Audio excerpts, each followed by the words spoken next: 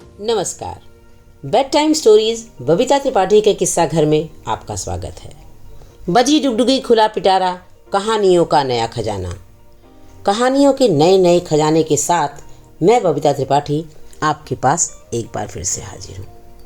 बच्चों, अब की बार मैं आपके लिए कहानियों का नया खजाना लेकर आई हूँ। पौराणिक कथाएं लेकर आई हूँ, ईश्वर और भगवत भक्ति से संबंधित कथाएं। उम्मीद करती हूँ आपको ये कहानियाँ ज़रूर पसंद आएंगी। तो जल्दी से मेरे इस चैनल को आप लाइक, सब्सक्राइब और शेयर कर दीजिए। और हाँ, बेल आइकन को दबाना बिल्कुल मत भूलिएगा, ताकि जब भी मैं कहानियाँ अपलोड करूँ आप तक उनकी नोटिफिकेशंस पहुँच जाएं। तो प्यारे बच्चों और श्रोताओं, आज की कहानी का नाम है गणपति और कुबेर। तो ज़्यादा समय न लेते हुए सीधे चलते हैं कहानी पर। कैलाशपति और उमापुत्र। कैलाशपति और उमापुत्र लंबोदर हैं आकार विचित्र। कैलाशपति और उमापुत्र लंबोदर हैं आकार विचित्र।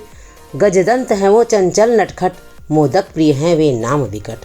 मोदक प्रिय हैं वे नाम विकट। गणपति शिव के पुत्र थे। उनका शरीर तो नाटा और मोटा था और सिर हाथी का था। वे बड़े ही नटखट और हंसोड़ थे। चुलबुले तो इतने थे कि एक दिन अपने दांत तोड़ ही बैठे। वे दूसरों को खूब सताया करते थे। जो उनकी खातिर न करता उसकी नाक में दम कर देते थे। यहाँ तक कि वे उसे कोई भी कामकाज करने ही नहीं देते थे। गणपति भोजन प्रिय भी थे। उन्हें प्रसन्न करने के लिए लोग तरह तरह की बढ़िया बढ़िया चीजें खिलाया करते थे। और कुबेर तीनों लोकों में सबसे धनी था। वह सब लोगों को जताना चाहता था कि उससे अधिक धन सारे ब्रह्मांड में किसी के पास नहीं है। लोग उसके पास मदद मांगने जाते तो उसे बहुत अच्छा लगता। कुबेर उन सब की मदद करता जिससे वे उसके गुण गाएं। कुबेर हर तरह से धन खर्च करता। उसने कई विशाल महल और बड़े बड़े मंदिर बनवाए।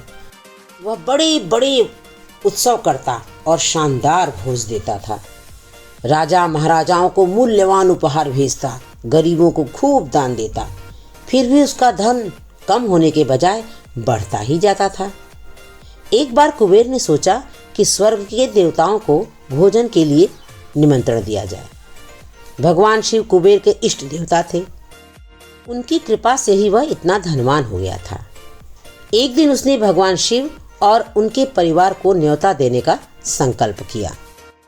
कुबेर ने सोचने विचारने में ज़्यादा समय नष्ट नहीं किया और तुरंत कैलाश पर जाकर भगवान शिव के दर्शन किए। स्तुति करने के बाद कुबेर ने हाथ जोड़कर कहा, महाप्रभु, आपने मुझ पर सदा कृपा की है। मैं आपका अत्यंत कृतज्ञ हूँ। आज मैं तीनों लोकों में सबसे धनवान हूँ। मैंने अमीर गरीब दोनों की बराबर सहायता की है। हर तरफ मेरा जो गुणगान हो रहा है वह सब आपकी ही कृपा का फल है।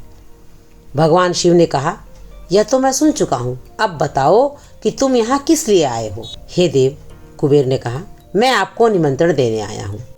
आप अपने परिवार और इष्ट मित्रों सहित मेरे घर पधार कर भोजन ग्रहण करें।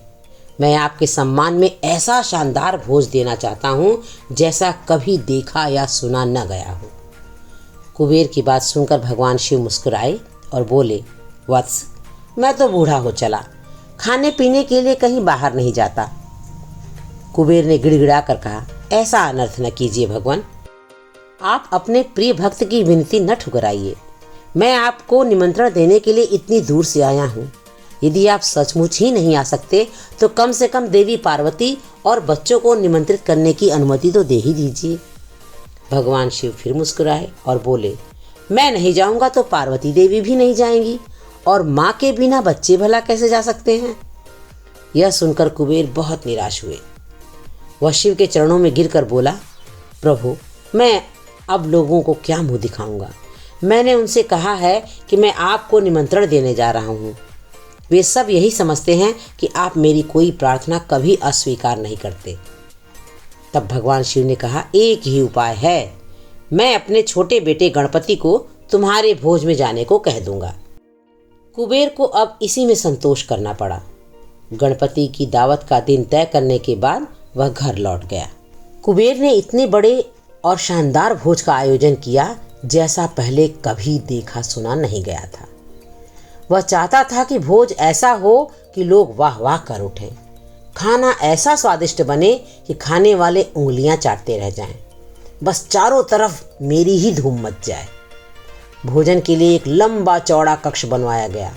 कई नए रसोइये घर में बुलाए गए, नए नए रसोई घर बनवाए गए। चांदी और सोने के नए बर्तन और नई नई थालियां बनवाई गई। हर प्रकार के अन्न, घी, मसाले, साग सब्जियां, मेवे, मिठाइयां मंगवा कर भंडार घरों में रखे जाने लगे। तीनों लोकों के देवी देवताओं और राजा महाराजाओं को परिवार और इष्ट मित्रों सहित निमंत्रित किया गया। आखिर भोज का दिन आ पहुंचा।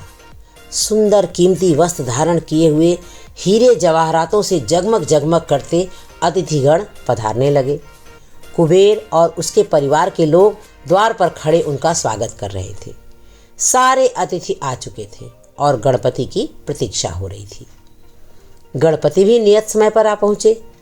कुबेर ने बड़े आदर भाव से उनका स्वागत किया। गणपति आते ही बोले, मुझे बड़ी तेज भूख लगी है, भोजन कहाँ है? कुबेर गणपति को भोजन से सजे सजाए कमरे में लेकर पहुंच गए।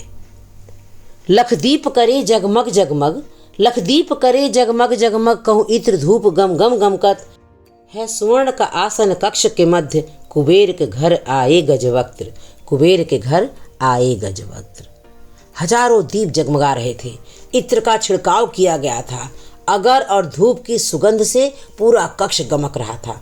बीचों बीच सुनहरी चटाई के सामने सोने की थालियों में 56 प्रकार के व्यंजन परोसे गए थे और रकाबियों में फल सजे हुए थे।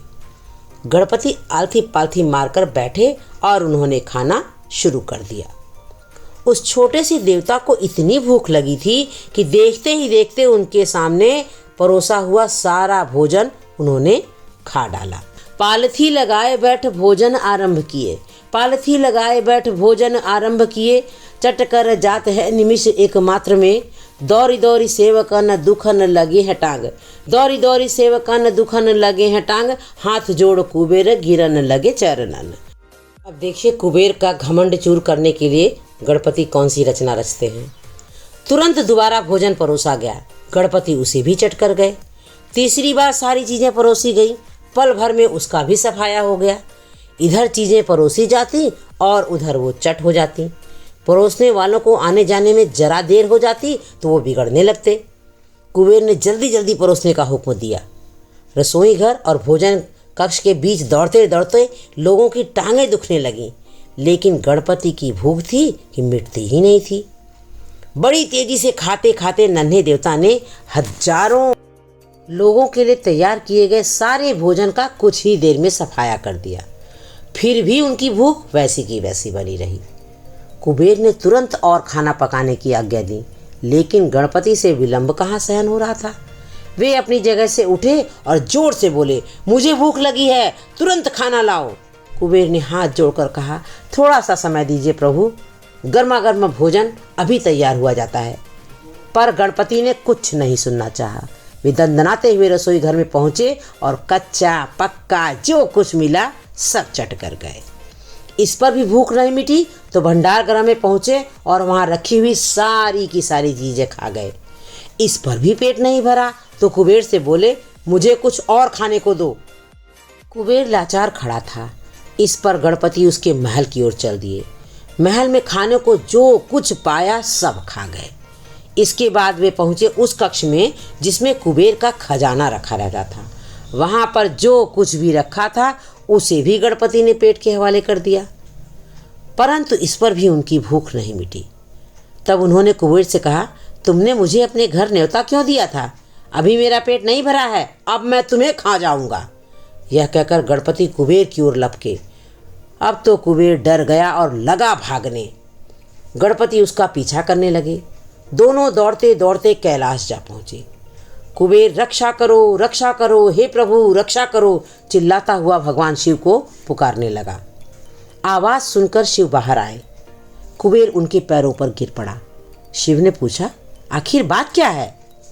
गणपति ने कहा, पिताश्री, कुबेर ने मुझे भरपेट खाना नहीं खिलाया, मुझे अभी भी भूख लगी है। शिव बोले, तुम अंदर जाकर अपनी माँ से खाना मांग लो। भगवान शिव के ऐसा कहते ही गणपति चुपचाप अंदर चले गए। कुबेर का घमंड चूर चूर हो गया। उसने भगवान शिव के चरण पकड़ लिए और उनसे रो रो कर क्षमा मांगने लगा। तो बच्चों, कैसी लगी कहानी? कहानी से शिक्षा क्या मिली ये भी जान लीजिए। इस कहानी से ये शिक्षा मिलती है कि हमें अपने किसी भी गुण का और धन का घमंड नहीं करना चाहिए। प्यारे बच्चों और श्रोताओं, कहानी आपको कैसी लगी ये मुझे कमेंट बॉक्स में लिखकर ज़रूर बताइएगा। और आगे आप और कौन सी पौराणिक कथा सुनना चाहते हैं मुझे ज़रूर बताइएगा लिखकर। धन्यवाद। मिलती हूँ अगली और अच्छी कहानी के साथ।